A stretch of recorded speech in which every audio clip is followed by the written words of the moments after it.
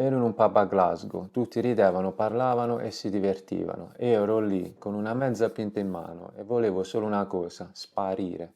In quel momento mi sono accorto che non stavo capendo nulla di quello che dicevano, e non perché fossi stupido o perché non avessi studiato, ma perché la vita reale non parla come i libri di scuola. Sono Antonio Schiavone, ingegnere informatico. Nella mia vita ho vissuto in 5 paesi diversi: Italia, Francia, Germania, Austria e UK. In questo canale parlo di esperienze di vita, di attualità e di tecnologia. Benvenuto nel mio canale. E dato che questo è il primo video che faccio, voglio raccontare una storia che per me è stata fondamentale. Avevo 26 anni e per la prima volta nella mia vita mi stavo trasferendo all'estero.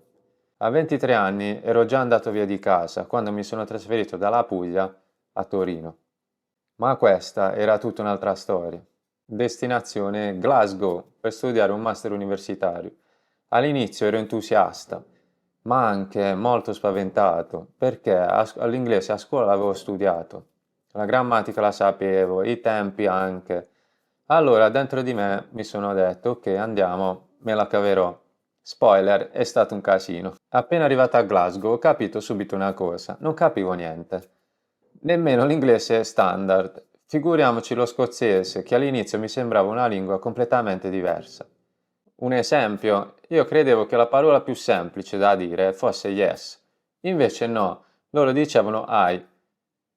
E io non capivo, loro mi guardavano e non capivano perché io non capissi. Anche le cose più semplici, come fare la spesa, salutare, chiedere informazioni, diventavano complicate. Ma la cosa più difficile non era la lingua in sé, era il fatto che mi sentivo fuori posto, non mi sentivo parte integrante del mondo che mi circondava. Vivevo con dei coinquilini che venivano da paesi diversi, c'erano europei, c'erano gli scozzesi e c'era anche un ragazzo americano. Con lui credevo che sarebbe stato più semplice, e invece nemmeno per sogno. Lui aveva l'accento americano, era pieno di slang ed espressioni che per me era più difficile da capire dello scozzese. E poi c'è stata quella sera, erano le mie prime settimane a Glasgow e i miei coinquilini mi hanno invitato ad andare in un pub.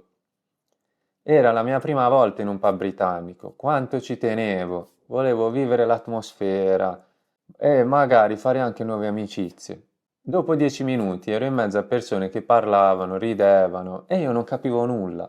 Non riuscivo a leggere le conversazioni, non sapevo quando dovevo intervenire e alla fine io non sapevo cosa dire. A un certo punto, in silenzio, mi sono alzato e me ne sono andato a casa.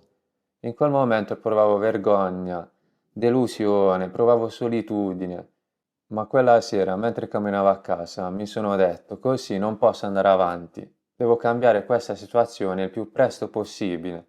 E da lì qualcosa è iniziato a muoversi. Ho iniziato a guardare tutto in inglese, film, serie TV, interviste, prima con i sottotitoli e poi senza. All'inizio capivo poco, ma piano piano le parole hanno iniziato a suonarmi familiari.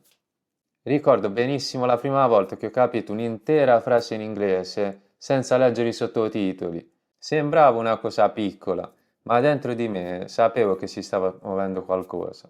E dopo 3 mesi ho iniziato a notare il cambiamento. Un giorno, mentre parlavo con i miei coinquilini, mi sono accorto che stavo capendo tutto. Non traducevo più nella testa, parlavo e rispondevo. È stato un momento così importante per me, non solo perché sapevo l'inglese, ma perché sapevo di aver superato la paura di sbagliare. Vivere con persone di culture e accenti diversi è stata la mia vera scuola. Ho capito che comunicare non significa parlare perfettamente, significa voler capire ed essere capiti. E quando c'è questa intenzione, la lingua smette di essere una barriera e diventa un ponte. Guardandomi indietro, so che imparare una lingua vivendo all'estero non è solo studio, è crescita personale.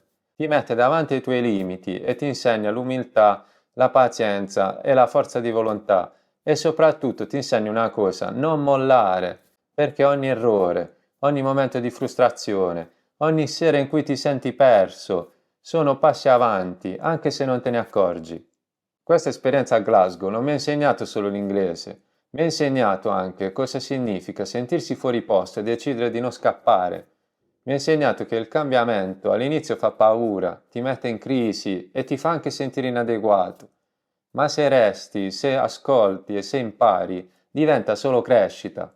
Se sei arrivato fin qui, grazie per aver condiviso questo pezzo di strada con me.